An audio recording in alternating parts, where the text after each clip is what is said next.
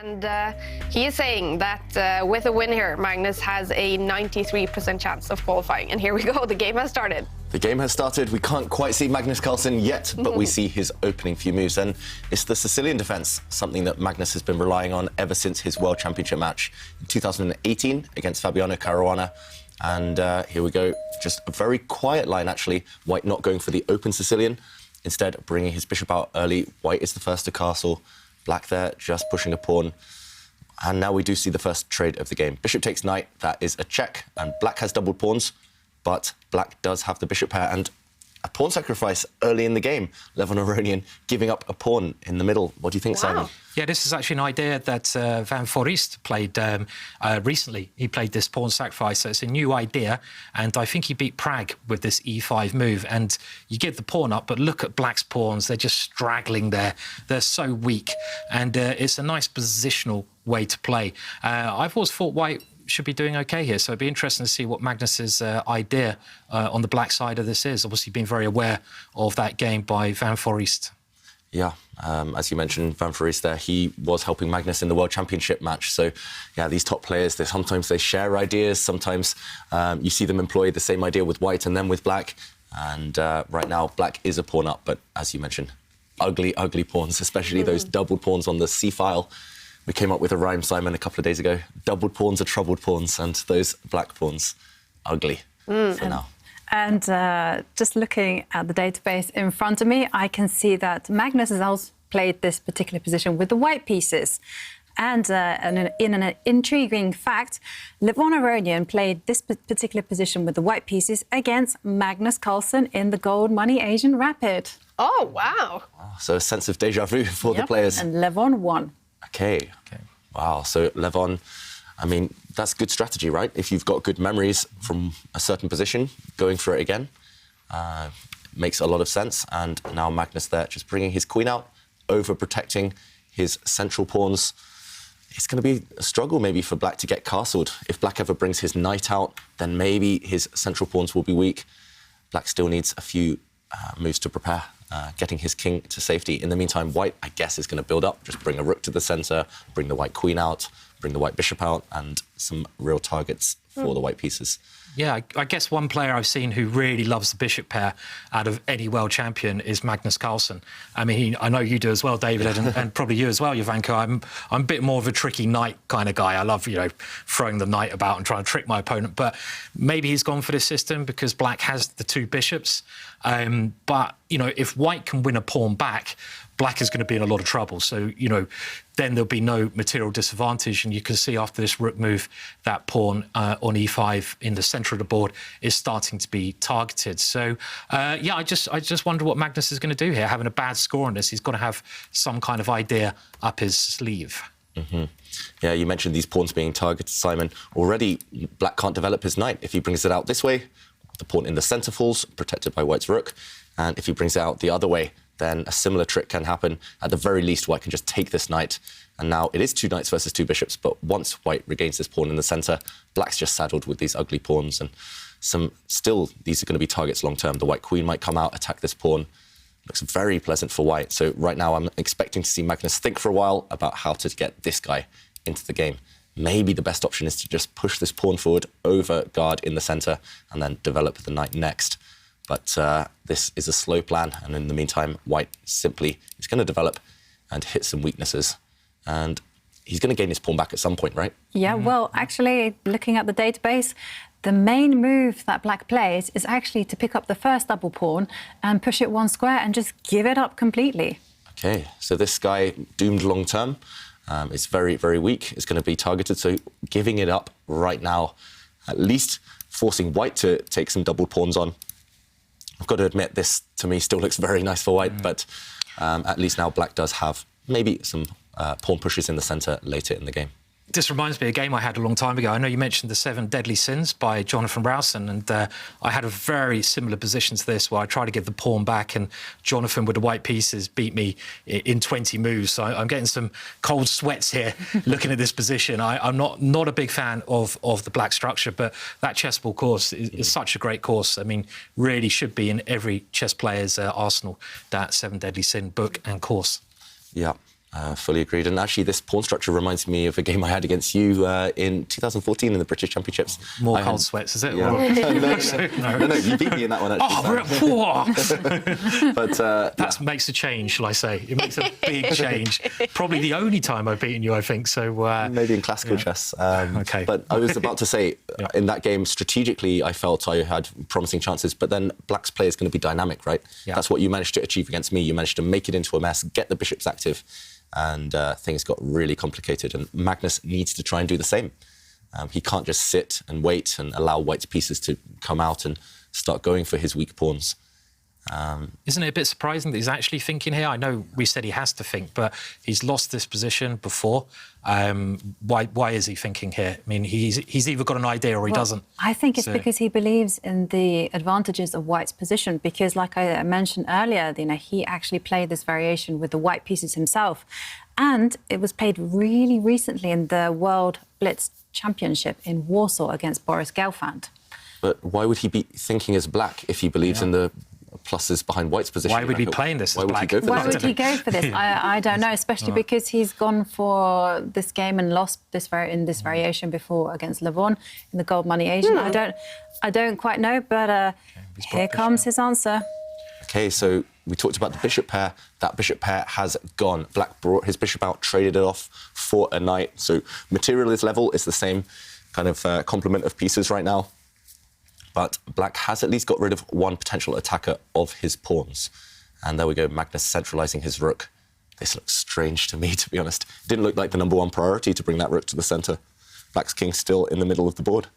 Yeah, I mean, it still takes Black 2 moves to castle. And as we mentioned, if White can just win one pawn back, I mean, even something simple like moving the bishop into the middle, targeting a pawn, or moving a knight into the middle, I'd much rather be White here. White's moves are so natural to play. And there's one thing about having an advantage, according to the computer in chess, but there's another thing about having an easier position to play, where you can just play normal moves. You don't have to think too much. And it seems like White has that advantage at the moment of playing easy moves here. Yeah, and that's one thing we've seen from Levon, especially it kind of started halfway through last season's tour, but he loves to play instantly, and he loves these positions where the plan is simple, it's very straightforward, he can build momentum, put pressure on his opponent on the clock, and I'm expecting him to do that. As you mentioned, very many tempting moves here for White, very natural tempting moves.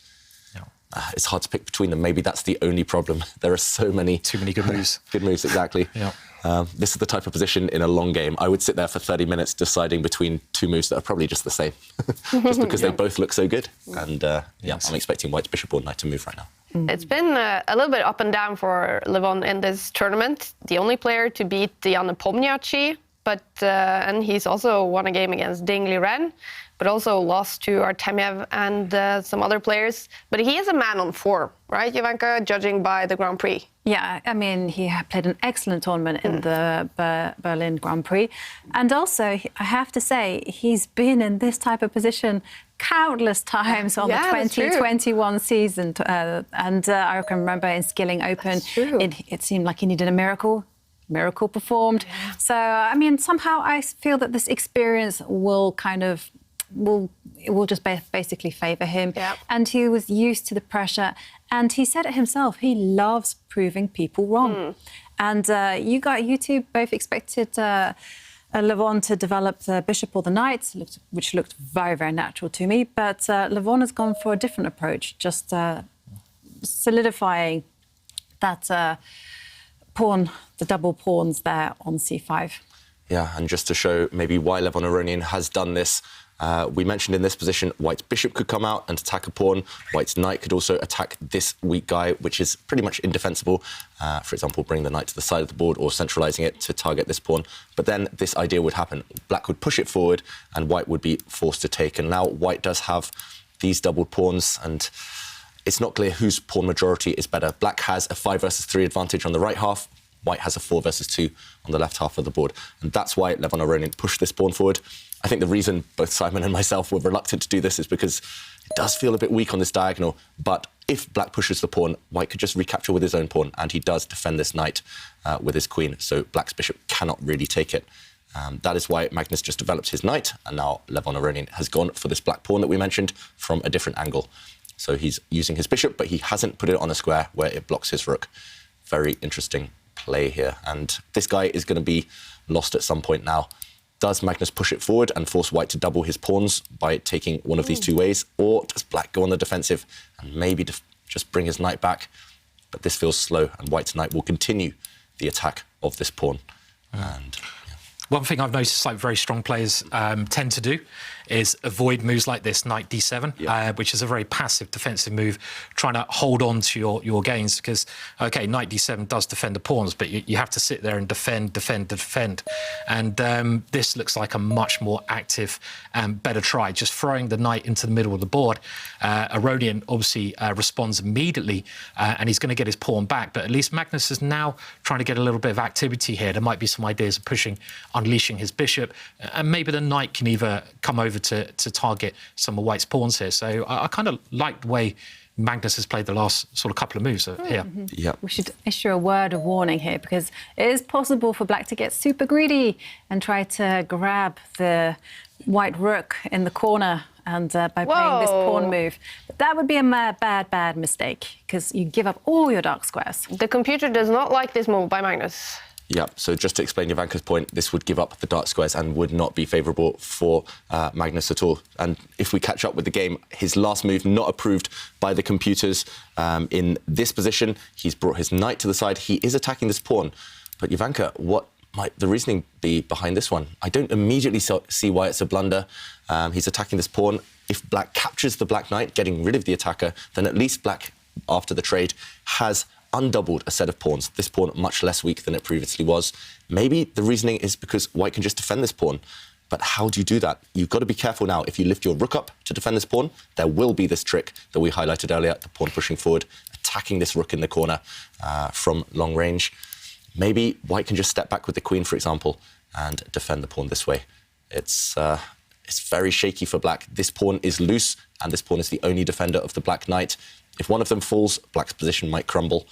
Right now, though, it's still very complicated. Let's ignore the computer, maybe for now, but it does look very promising for white if Levon is accurate. I see Philip on the hashtag #ChessChamps on Twitter saying that Magnus looks quite pale, and he did confirm to us yesterday that he has been down with COVID and he has been feeling sick and even hallucinating moves. What is that all about, David?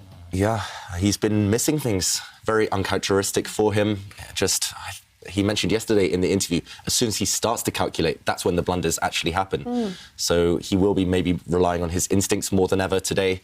I mean, he has fantastic instincts. He can kind of play by hand. But when he starts working out these long, complicated variations, that's when the mistakes have been happening.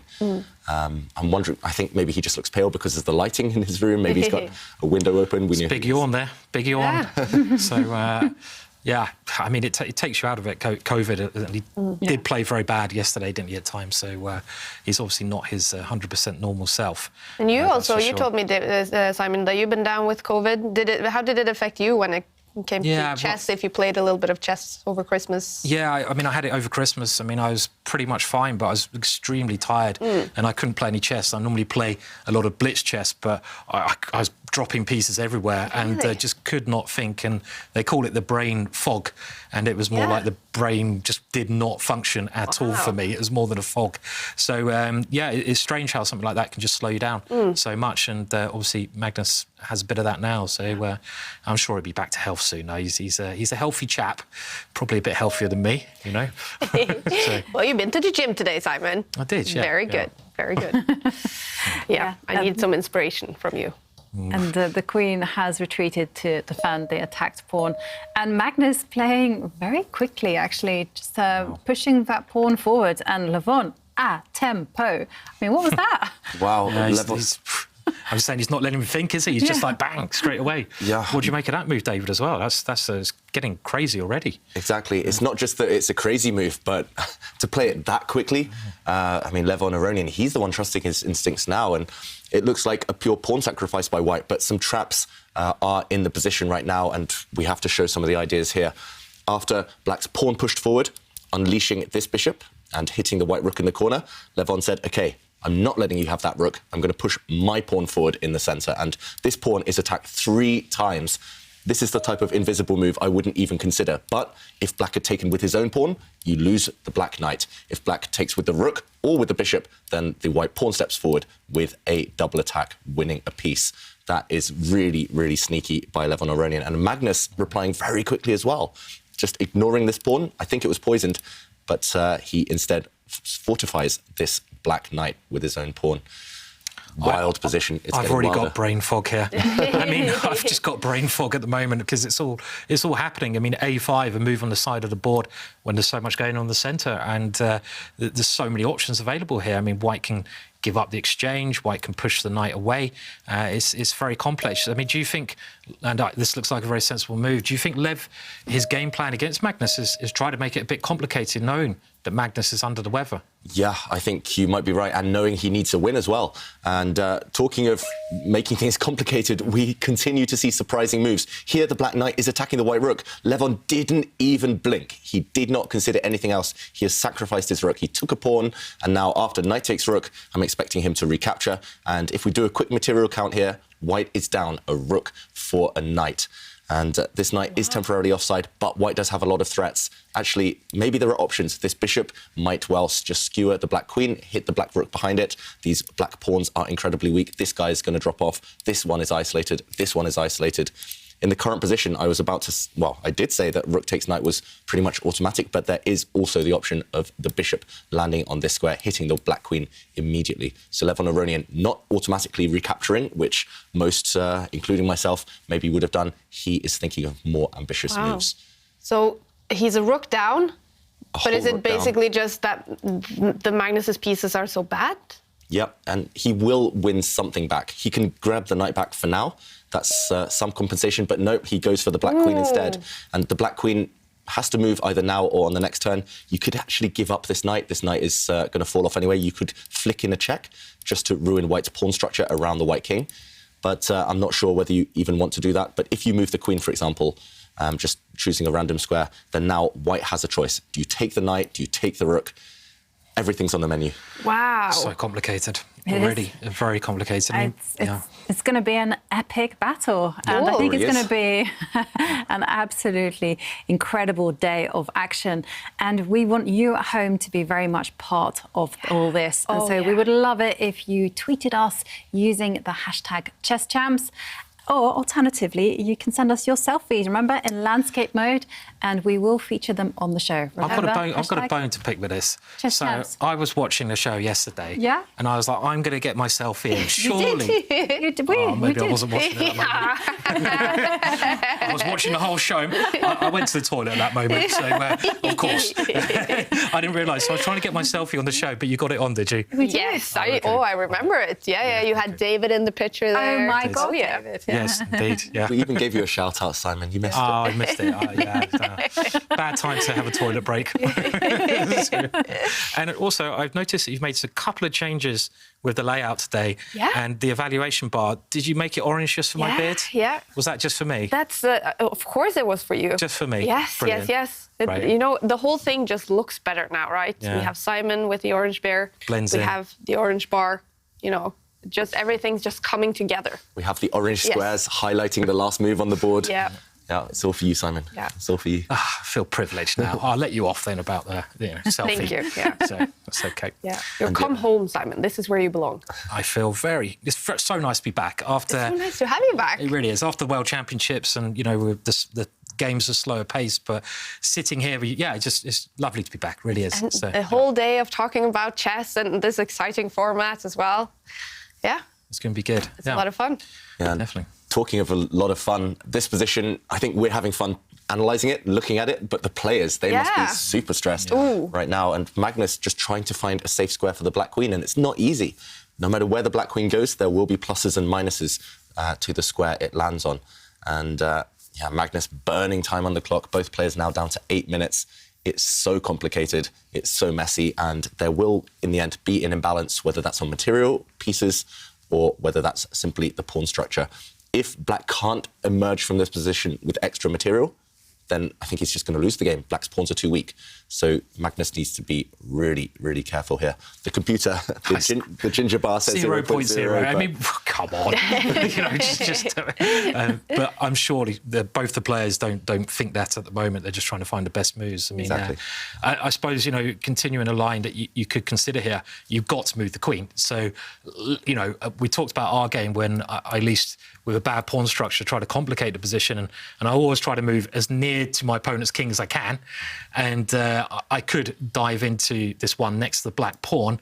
And if you take the rook, at least do some damage to your king. And I think it was you, David, who mentioned this check. You've also got the capture of the pawn in front of the white king. So just try and complicate the position while I get a chance and make a little bit of chaos, because the pawn structure's bad. I want to create some weaknesses around the white king side as well. And at least this idea does that.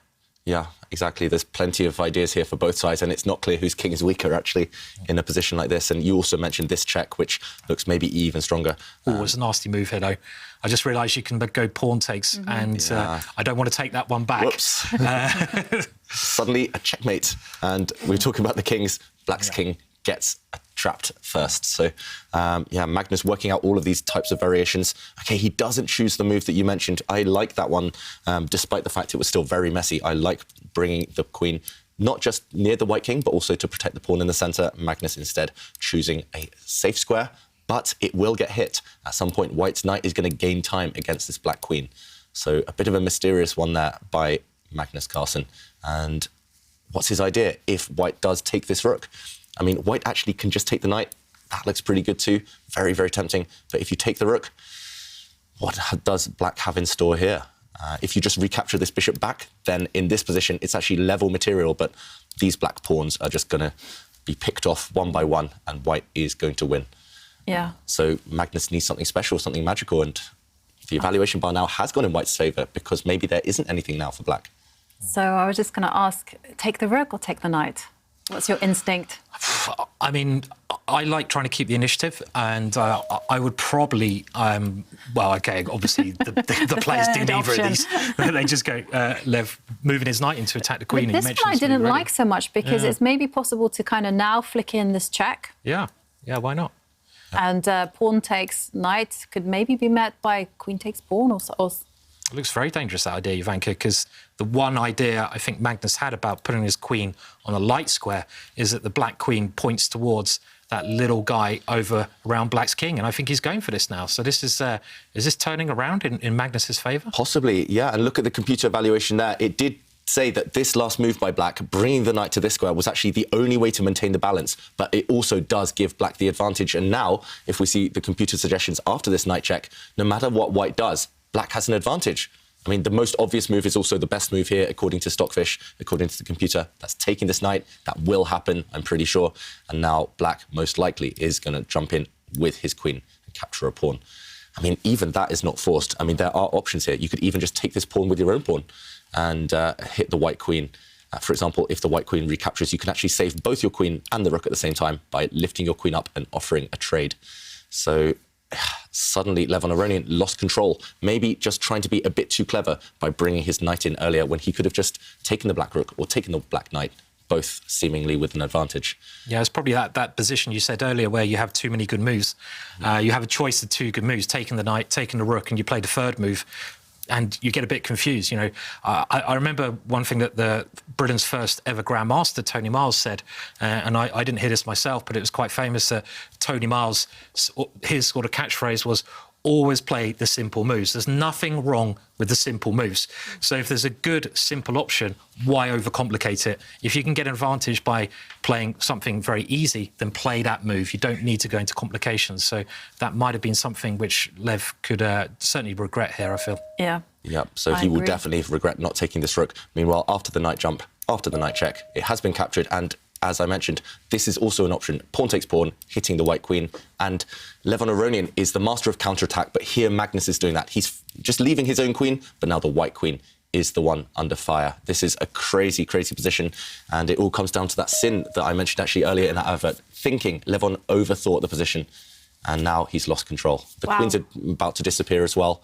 Black's queen has been captured by the white knight, and Magnus will take the white queen off. And according to Thai stats, with a win for Magnus, he's going to be qualified for the knockouts 100%, and Levon will be down to 20% chance to qualify. He really has to avoid a loss here. A draw will have Levon on 35% chance to qualify. A win will have him at 73% chance to qualify. Is this a game right now where anything can happen? Any result still possible? Yeah, definitely. There's still sufficient materials. I mean, there's plenty of pawns on the board as well, so anything could happen. But I did notice Levon Aronian slightly shake his head a few moments ago. He knows he's lost control of this one, and it does feel like if Magnus is accurate, he can break out now. Also, look at that black pawn. It's 1 square away from promotion. It is covered by the white rook at the moment, but there will be tricks concerning that pawn, and it will take white a few moves to go and round it up to pick it off. And Levon Aronian, look at it. He's gesturing. He's not happy at all. OK, poker face back, but for sure, Magnus will be happy. And here he has choice. He can capture the white knight. That makes sense. But it is also tempting to capture the white bishop instead. Black's king. What do we think, guys? Which piece is it going to take? I mean, in this position, I quite like the black bishop if you just take the bishop. So, because then we might be able to free our dark squared bishop by playing some pawn break later on and get that into the game. And also, you don't want to lose black's pawn on the side of the board on a5. So I'd probably just go king takes bishop with the idea of some pawn break. Yeah. And I think Jovanka, like black's also, well, black's a pawn up at the moment. Yeah. So it is certainly turned around in Magnus' favour. And this is what you see in chess, isn't it? It's such a hard game. You can play very nicely, some lovely ideas, one little mistake, and you lose the game, especially at this level. It's such high class. That's what makes chess exciting, though. But I agree with you there, Simon. I think I would just take the bishop and then do a pawn break. And I'm primarily thinking of the c-pawn. Move it up 1 square, because if that bishop gets released, then goodness knows, it's going to wreak terrible, terrible danger. But, you know, chess is chess. And I love that about chess, that one move decides the outcome. I don't think there's any other sport or game that really compare, because you can think about golf, you make a bad shot, you can get back into it. I can't think of anything else where one bad move can just ruin your whole tournament. Yeah. One little moment out of, like, let's say 3 days, 4 days of playing chess. So it's really quite unique in the stress levels. I'd be interested to hear if anyone at home can think of anything that compares to that. I mean, off the top of my head, I can't myself. You can never really rest in chess.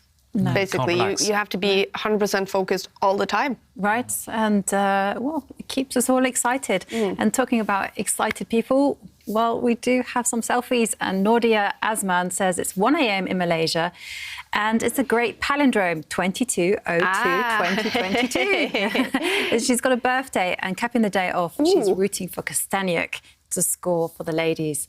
And I have to admit, I am too. That would be very nice. And also we have Tom Jays, who is watching Levon against Magnus, and says it's exciting stuff. Yeah, definitely. And that palindrome, so 2002-2022, it's the same backwards, forwards, and upside down even, I heard. Yeah, my nephew actually, it was a bit worrying because when he was born, he was his due date was the 6th of the 6th of the 6th. Oh, no. And he missed it by 2 days. Oh, lucky. We called him Damien anyway. But no, we didn't. We didn't call him Damien, but he was due to be born on the 6th of the 6th of the 6th. Like, no. So, yeah, it's a very strange date, isn't it? So, a chess player loves those coincidences and, you know. I think Magnus even tweeted about it himself, about the date, So chess players, they love those patterns. And meanwhile, we do have an answer to the age-old question. Knights or bishops? Every world champion seems to favour a different one, but Magnus did take off the bishop, the white bishop, instead of the white knight. So you guys were right. And now it is bishop versus knight. That means Magnus will try and open up the position, open up diagonals for his minor piece. The white knight has to retreat here, has to run away. But does that tell us something about his style, that he does prefer the bishops? Definitely. And often he prefers positions where he has the bishops as a pair, but in this type of position, which will quite likely explode thanks to pawn breaks, like Jovanka mentioned, pushing pawns forward, maybe trying to get rid of white's stronghold, that strong white pawn in the centre. And once that does happen, the black bishop is likely to be superior to its counterpart. So maybe it's about the specifics of this position, But in general, I think Magnus prefers his bishops. If we rewind, his predecessor, Anand, preferred knights. Can I just say, David, so we've seen some moves there. I was wondering after this knight c5, Magnus played the very obvious e5. There's also moving the bishop, trying to get it to support the pawn, bishop h6, which was a move. But OK, the way he's played it seems very good as well, doesn't it? Just opening up the bishop there in the middle of the board. Yeah, so just to show your idea, Simon, so the white knight did retreat to a nice outpost and Magnus did try and explode open the centre. This was the first move that came to my mind, but a sneaky one would have been to bring the bishop to the side and try to bring it in to support the promotion of the white pawn. This would pretty much force, I guess, the white rook to come across. Black's bishop could now dive in and capture a pawn. Black is still a pawn up, but maybe Magnus just thought he wanted to be more direct here. I'm trying to find a move for white right now. Maybe the rook could come across, hit this bishop, and if bishop takes pawn, maybe the white knight could start dancing with a check, with a fork. Personally, I think this is very good for black as well, and maybe Magnus missing a trick there. But the move he played, pushing this pawn forward, also very logical. And after this trade, maybe he'll go for the same idea, but he could also think about activating his rook. Maybe this is Magnus's plan, to try and bring his rook into the game now. All right. Well, it's a dramatic day, you guys. 8 players will leave us after today, and look at the bars in the bottom of the screen in the other games that just left us. But I did notice one game. Erik Hansen, the bar all the way over to his side in his game against Jan Nepomniachtchi. Moves are coming out thick and fast here. Yeah, very quick moves in such a complicated endgame. So pieces have disappeared, but black is still one pawn up. And I'm just surprised that Magnus has moved that quickly. I thought there were plenty of other tempting options at his disposal, but he's running with the king now. And this does allow, for example, the white rook to come up with a check, but that would run into black's king walking even further down the board, hitting a couple of pieces. Black's king is going to act as a very, very strong piece in this endgame. It's easier to get the black king to the centre. It's actually very easy for black to centralise his rook as well. And being a pawn up in an endgame like this one should give a decisive advantage, especially if the rooks come off. With pawns on both sides of the board, bishops are better than knights. So Levon Aronian needs to maybe keep the rooks on and be a bit tricky with his knight. As Simon mentioned earlier, knights are tricky, so Magnus can't relax yet. And black's bishop there was under fire, so it does retreat. All right, well, as mentioned, it's looking really, really good for Erik Hansen, number 237 in the world with a win in this game. Wow, he's going to be super close to qualification, if not even 100% sure. That is, wow. We will keep an eye on that game. Liam Le looking good for him against Kostenyuk. Artemiev, the bar over to his side in his game against Niemann. And what else? Anish Giri, the bar also over to his side against Mamdyarov. Giri is also not by any means safe to qualify, so a win would be great news for him. Yeah, action everywhere. Yeah. And I did just take a quick peek over at the other game, Hansen against Nepomniachtchi, and it's not just that he has an advantage, but it's also a long-term advantage. So unless there's a big blunder, he should be winning that game against the tournament leader. And what a result that would be. Yeah, I think our stat guy said that, you know, they kind of wrote this game off. So any result that, you know, Erik was able to get from that game is a massive bonus on his way to qualifying. So that's really good news for all the chess bra fans out there. Yeah. There's a bunch of them, the chess bra fans. Wow. And it's going to be interesting to see if he qualifies, who he will face also in the quarterfinals starting tomorrow.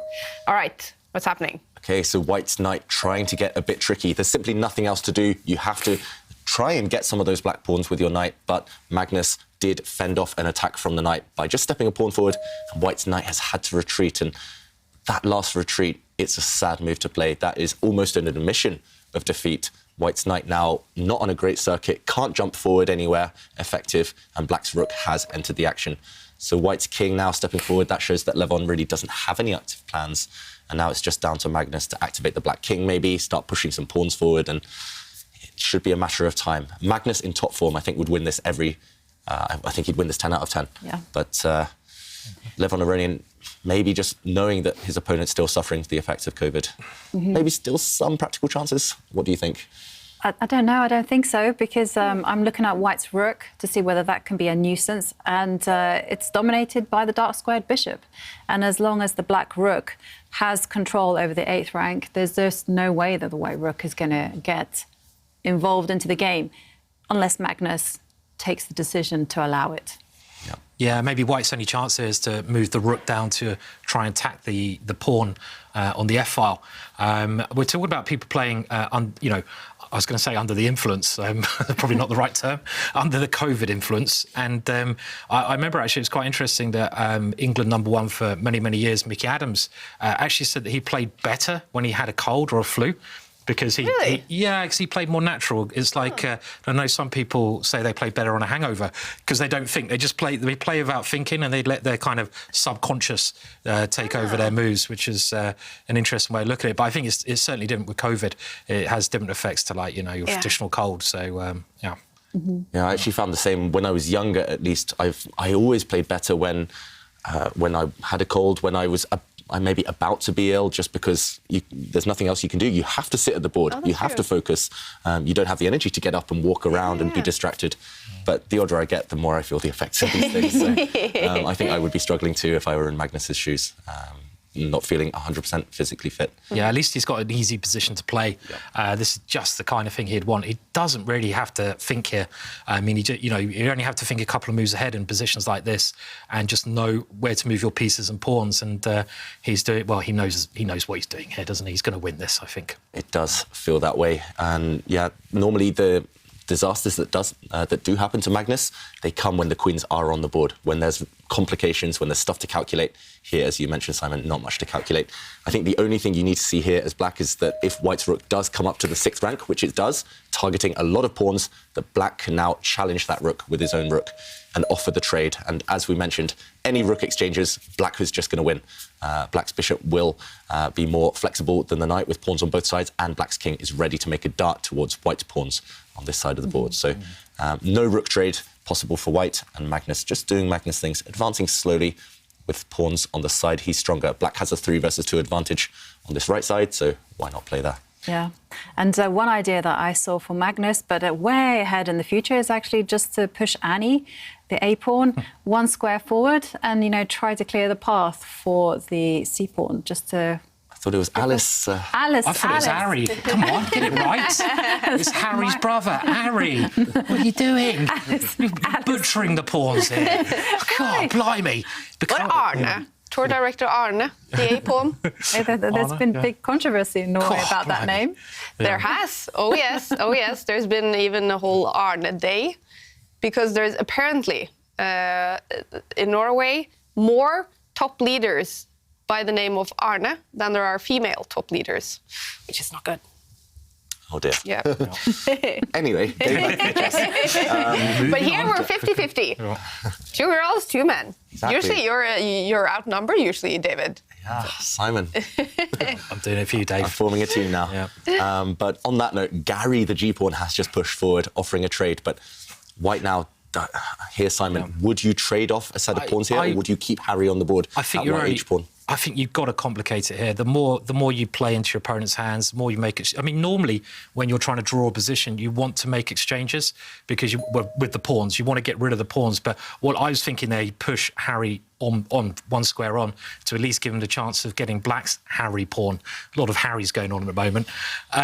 This check, I'm not really sure what it achieves, and I think it's also quite notable that one thing I was taught when I was younger, that when you're playing with the bishop against the knight, especially in an ending, a strategy you should try to use, which Magnus has done with his G-pawn, the Gary pawn, is to try and restrict your opponent's knight with your pawns. So you slowly move your pawns forwards to restrict your opponent's knight, and then you try to push that knight backwards and make your opponent's knight worse and worse. And I think that's the general thing that obviously black is trying to achieve here.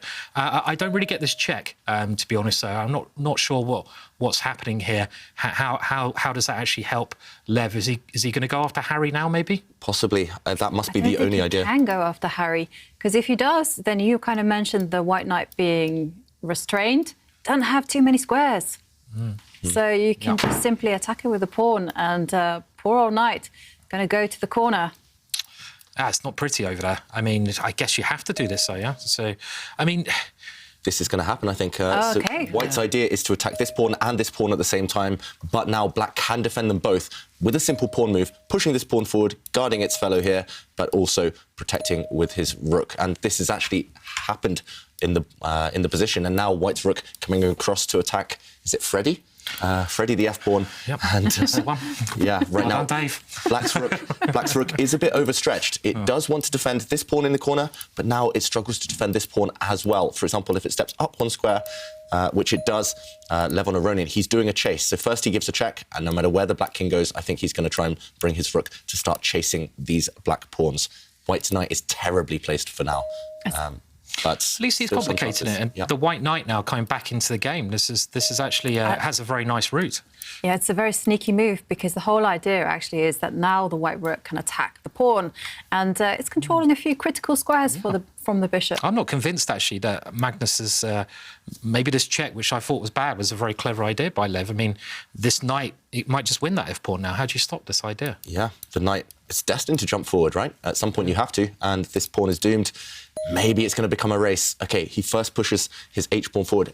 There will be a race in the position. I was going to say, if the black rook comes down, White's rook takes this pawn, defending an important pawn here, but after rook takes pawn, I don't know who's going to be quicker. It feels like maybe this black pawn is going to win the game after black picks off this guy here. So that is why Levon Aronian pushed Harry forward. We're going to see a race maybe between Harry and Alice, or Harry over on this side. And also the time situation is getting very low, and I think somehow Aronian has kind of given himself some chances, and this is a great practical way of playing that if you play normal moves, you're going to get in trouble. So he's found a way to complicate the position, and I think, as we said, like Tony Miles, keep things simple if you've got an easy way, but if you've got a bad position, you should nearly always try to complicate, which at least Lev has achieved here in the position. Yep, and suddenly it's not clear what Black can do. Black wants to bring his rook down and attack some pawns, but at the moment, White's knight is doing a great job of covering any entry squares. So right now, Black is a bit stuck, and White has a clear plan, either of picking off this guy or picking off the f-pawn instead. And, yep, it's going to be a pawn race no matter what. And despite the computer saying 0.0 again, that's so frustrating. I think this one could go either way. A decisive result is still very likely in this one. And Erik Hansen, he has won the game against tournament leader Jan Nepomniachtchi, bringing him to 22 points in third place currently, Erik Hansen. I mean, I can't calculate that fast, but he must be very close to qualified for the knockout stage. Incredible by the Canadian. That is so much fun. For chess fans. I think Ty said 23 is the magic number where you nearly guarantee your qualification for the knockout. So he might just be 1 point away. One draw in his final 2 games would guarantee it. But even if he loses his last 2 games, still decent chances. Yeah, incredible. And, well, Magnus was feeling uncomfortable with the situation, and that's why he's clarified matters. So he's going to say, no race. Instead, I'm giving back the pawn, and I'm just going to try to outplay White using the fact that my bishop is better than the white knight. Actually, I think this is Magnus just trying to escape the game with a draw. OK.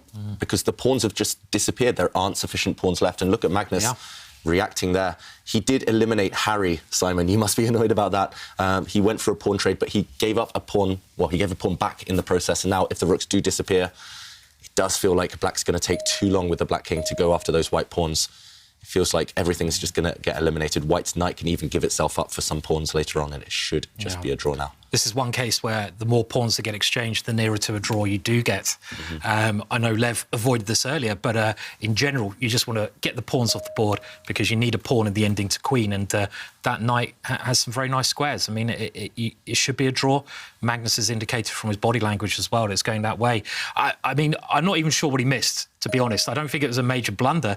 I think Lev played fantastically well with that move. I did not expect to complicate and give himself some chances. So well played, Lev. Yeah, it was all about those rook manoeuvres earlier. They looked really intricate. It wasn't clear the idea behind them, but there was always a plan behind Levon's moves. And now, very nice putting a pawn on a light square. White's king is getting ready to step up the board. And meanwhile, it's going to take Black still a long time to get those white pawns on the left side. Yeah, I do feel that this game is going to edge towards a draw, but I do think that White has to be incredibly accurate. So, for instance, now, I mean, I'm not quite sure I understand why Lev has allowed Magnus to enter But you With can't his enter king. with your king. That's the problem. Wherever you go with the black king, You're there'll gonna be a give a knight check. There'll be a knight fork. Knights are so tricky, and Just a fortress, is he going for, right? it's pretty much a fortress. Black's pawns, they're all isolated as well. They're spread out, and they are easy targets for the white knight. I don't think Black's in time to protect all his pawns and get in with the black king. Even if you win one pawn in the process, it probably shouldn't be enough. White's king is running over to this side now. And, okay, there we go. The march continues. Again, no matter where you bring the black king, if you go this way, there's a check in the centre. If you go the other way, there's a check with the white knight. Winning How a to bishop break this through. time around, Yeah. I guess, as well. So, and yeah, okay. I mean, Lev's an amazing endgame player as well. I mean, I know we talk about how strong Magnus is. I mean, I guess everyone agree here that Magnus is the strongest of all time in the ending.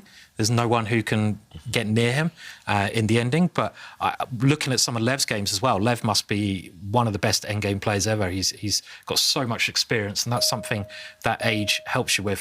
He's probably going to lose now after I say that. But let's see. More pawns getting exchanged. This is only helping the defender. Yeah, and now if Black's king goes and takes the white pawn next to it, then White's knight will actually go to the edge of the board with a check, and that's a double attack. It will go back and capture Black's pawn on the c6 square. So yeah, everything, we're about to see that happen. Everything getting traded. This one is just a dead draw now. All right. Yeah. Then Not enough material left to checkmate. hopefully we're going to make it to the ending of Ding against Jesse Penko. Yeah, it is a draw in this one. That is good news for Magnus Carlsen, Levon Aronian.